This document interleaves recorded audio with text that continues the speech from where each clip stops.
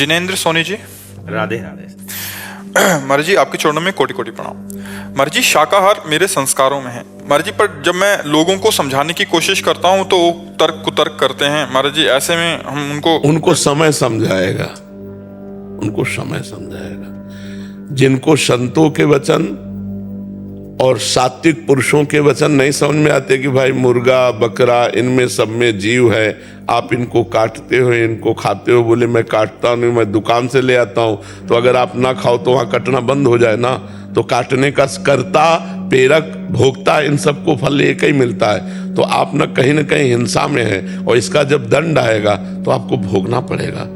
देखो ऐसे ऐसे निर्दयी लोग हैं जो जिंदा पशुओं को जला करके उनका मांस खाते हैं। कहते हैं दूसरे देश तो बहुत उन्नतिशील हैं। हाँ, तो क्या भोग मांस खाना शराब पीना इसको उन्नति समझते हो? अगर उन्नति समझते हो तो भ्रष्ट जीव हो तुम। क्या रुपया उन्नति है?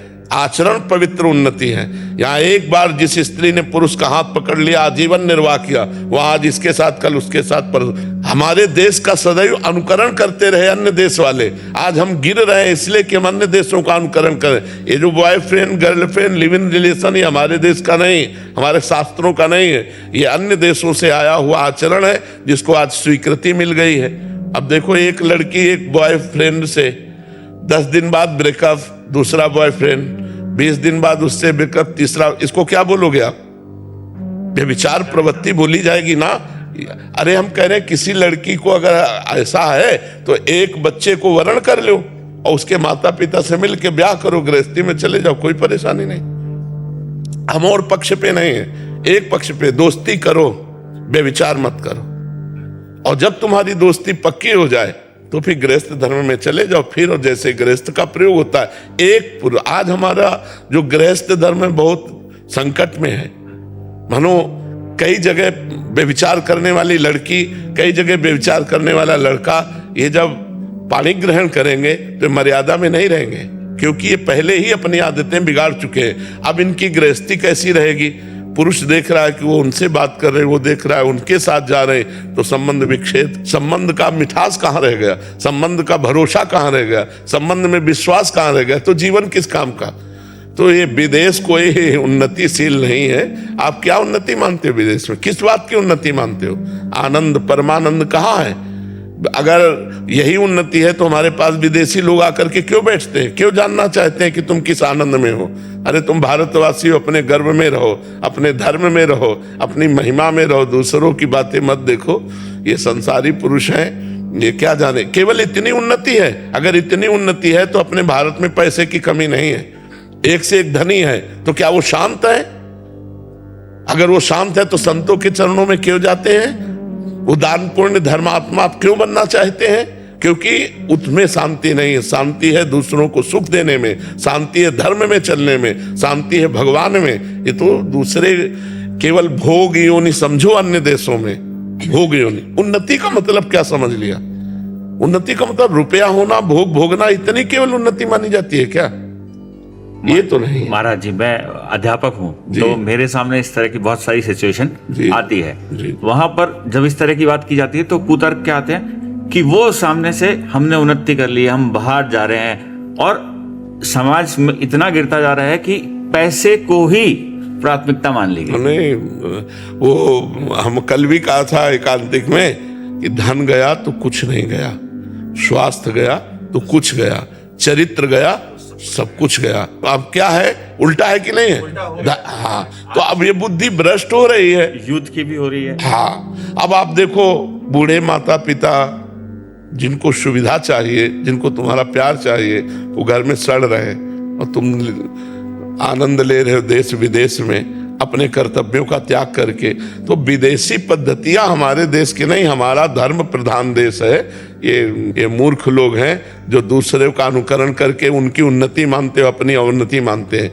अरे हम नमक रोटी खाते हैं लेकिन धर्म से जीते हैं। हम तो गए नहीं, लेकिन जैसा सुना है। नहीं ऐसी है महाराज जी, मैं 25 साल से बाहर रह रहा हूँ, लेकिन जो आप बोल रहे हो वो ऐसा ही है। नहीं ऐसा ही है, हाँ, क्योंकि हमने सुना है, हम कभी गए तो है नहीं हो, हमें पता नहीं।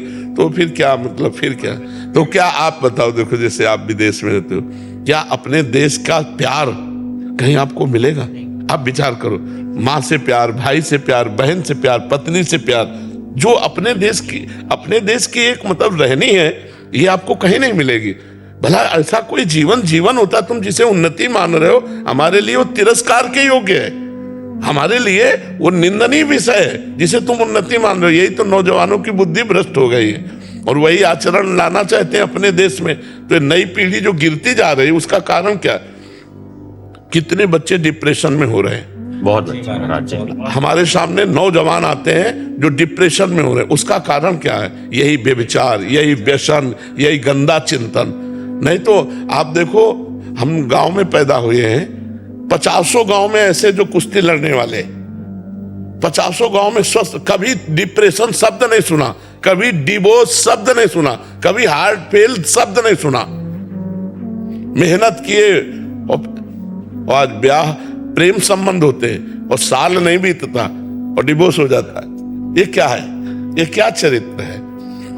महाराज जी, इसको सुधारने के लिए आप कुछ मुझे गाइड करें। हम आपसे यही प्रार्थना करेंगे कि अपने शास्त्रों को स्वाध्याय करके, जब तक अपने धर्म की गरिमा हमारे बच्चों के दिमाग में नहीं आएगी, तब तक आधुनिक पढ़ाई विदेशों की महिमा को समझेगा। आधुनिक पढ़ाई, और अगर अध्यात्म की बात आवे तो समझ में आ जाए। अगर हमारी बच्चियां सावित्री जी, अनसुईया जी, इनके चरित्रों को पढ़ें तो समझें। हमारे बच्चे धर्म से चलें, हरिश्चंद्र आदि के पावन चरित्रों को पढ़ें, धर्म से जो अपने जीवन व्यतीत करने वाले रहे। आप सोचो, एक कबूतर की रक्षा के लिए महाराज शिवी ने अपने शरीर को काट के रख दिया, और यहाँ कबूतर और मुर्गा मुर्गी के लिए कैसे कैसे व्यवहार कर रहे हैं। एक कबूतर की रक्षा के लिए अपने शरीर को काट दिया महाराज शिवी ने और तराजू पे रख दिया, और उसको हानि नहीं होने दी कबूतर की, और आप जीवों का नाश कर रहे हो, कह रहे हो। कुछ लोग तर्क रखते हैं कि अगर हम मुर्गा मुर्गी नहीं खाएंगे तो बहुत बढ़ जाएंगे जगत में, फिर इनका विनाश कैसे हो? तो विनाश का सेवा तो भगवान शंकर को है, पालन की सेवा हरि को है, और सृष्टि रचने की सेवा भगवान ब्रह्मा जी को है। तो ये मूर्ख लोग जानते नहीं। अगर नाम जप करें और 10 मिनट सत्संग को सुने या शास्त्र स्वाध्याय करें तो जरूर बुद्धि परिवर्तित हो जाएगी। ब्रह्मचर्य की कमी के कारण हमारी बुद्धि रजोगुणात्मक होती चली जाती है और वो व्यसनों में उतर जाती है, और व्यसन और ब्रह्मचर्यहीनता ये धर्म रहित कर देते हैं। पर हम आपको धन्यवाद देते हैं, आप हमारे राष्ट्र के भविष्य के सुधारने वाले हैं, क्योंकि हमारे राष्ट्र के भविष्य बच्चे हैं। इन्हीं में कोई मेले बनेगा, कोई सांसद बनेगा, कोई मंत्री बनेगा।